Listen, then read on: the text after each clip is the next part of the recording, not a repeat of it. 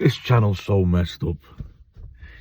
1 minute I'm talking about what it's like seeing your loved ones, your nearest and dearest going through cancer. The next minute I'm off on a right-wing Willy tangent. Anyway, guys, if you're going through it, if you've got a child or there's somebody in your immediate family and you're struggling logistically, what happened with us, I mean, I'm the one that goes to work anyway in the family. I'm the breadwinner as such. Probably do better as a baker. So the missus is always at home, you know, homemaker and that. And she went through her treatment, and it was in the January of 22 that she had her surgery.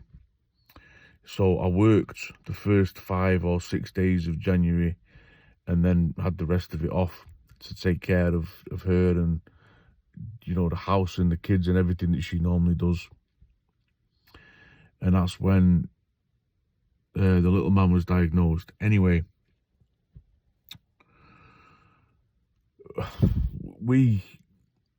I didn't work then again until about May.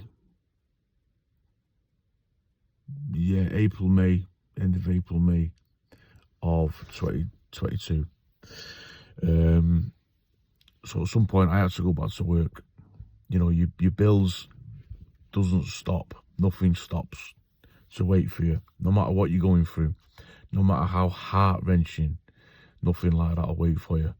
So I had to get back to work. And we are fortunate enough that my mum is still alive and, you know, capable of looking after the other children, and her mum and dad are as well. They're old, but they've still got all the marbles and they're still reasonably, you know, fit and that.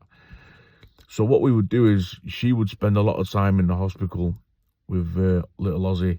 I would be at work, and the other children would go off to grandparents and they'd do the school runs and pick them up after, and basically have the kids while I was in my work cycle. And this works for a little while. But then it's a lot of cracks start to appear.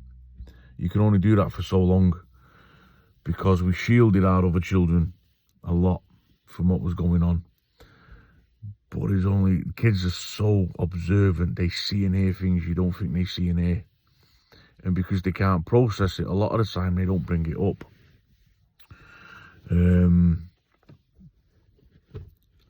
So the struggles that we went through with our older children, the behaviour changes, negative behaviour changes, we got to a point where I said, you know what, I'm staying off work. When he's in the hospital and, you know, mum's away with him, I got to stay and be at home for the kids so that they've got some semblance of normality. And it was great, you know. Their behaviour stayed consistently good, that is. And, you know, they could be at home. We could do homework still together, you know, with Dad. You know, Dad cooks, Dad did the school runs and all that stuff and the washing. And, you know, they had one of their primary caregivers there, you know, and I could talk to him about Mum and Ozzy not being there and try and explain, you know, the best way I could. And it was good for me because, boys, let me tell you, I don't care how tough you are. When your lights go out, your lights go out. Piece of shit French car. Yeah, I don't care how hard you are or whatever, or how hard you think you are. When you're got a happy family and you're a family man and your missus and your kids are your world, and then when you're coming home consistently from work where the only reason you go to that job is to provide for them, and then when you're coming home consistently and there's nothing there, they're not there. And the fact that one of them is having the treatment that they're having, it's awful. It really is. You know, no man should have to go through it. No child, you know, as selfish as me, no child should have to go through what they go through. So that's what we did. I stayed home a lot, and we just took the loss on the chin. You know, fortunately, we've got some very good family. Some very thick envelopes came our way to help us get through. Because don't forget, we just had COVID as well. So we weren't in a position where we were doing a lot of family stuff. We hadn't seen a lot of family. The children really weren't comfortable being with a lot of family that weren't in our immediate bubble.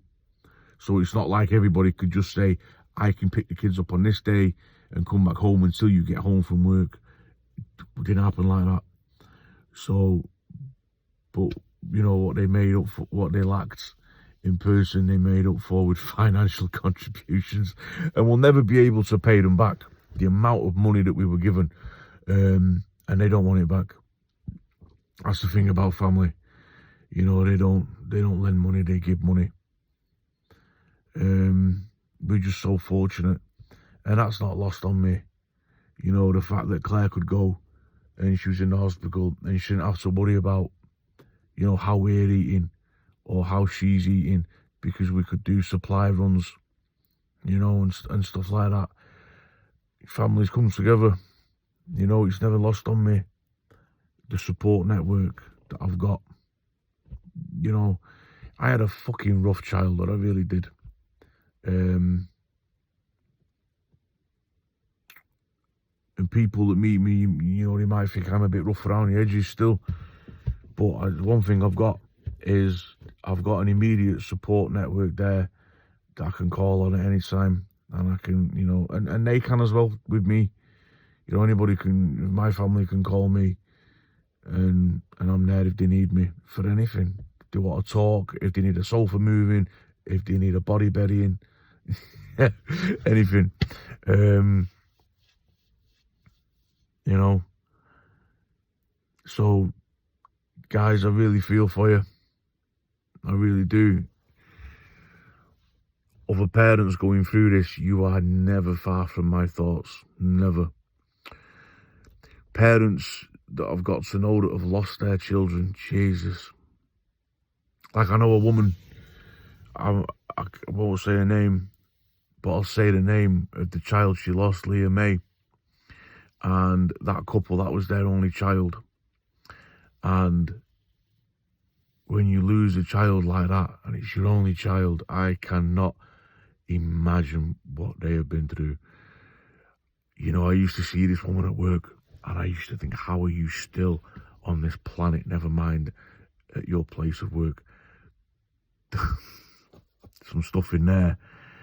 They must have some stuff in there. I can't imagine. I could not imagine. So yeah, logistics, you know, that's, you know, we did it both ways. I worked and then I didn't work.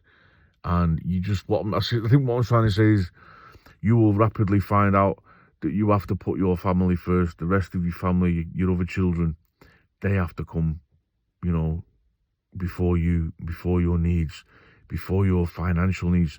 To a point, obviously, you've got to keep the fucking roof over your head and the wolves from the door, and, you know, milk and bread in the fridge and that. But as long as you've got just enough from what you need,